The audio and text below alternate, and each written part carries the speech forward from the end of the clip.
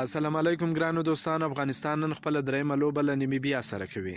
په دې ویډیو کې د لوبډلې سکواډ، پیچ او د هوا حالات په اړه معلومات درکوو.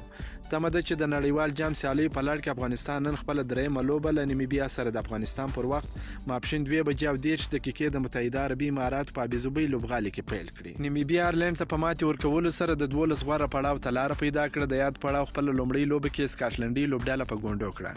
افغانستان به له یو ماتې او له یو بري سره اوس مهال د ګروپ دویمه لوبډله ده. افغان لوبډله د متحده عربي امارات په ابوظبي شیخ زاید لوبغالي کې ښه ریکارډ لري او له لسو شلاوریزو لوبو څخه یې خپلې 8 لوبې ګټلې دي.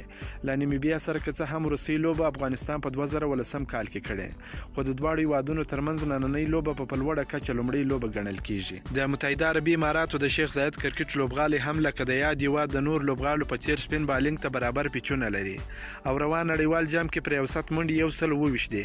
هلته نن اسمان شین اټکل سوی دی او تودوخه به تر 2 درجې سانتیګریډ پورې وي. احتمالي لوبډله چې نن ډېر امکان سته: حضرت الله زازی، شهزاد محمدي، رحمان الله ګربز، اصغر افغان، نجیب الله زدران، محمد نبی، ګلبدین نایب، راشد خان، مجیب رحمان، نوین الحق، امید حسن یا کریم جنت.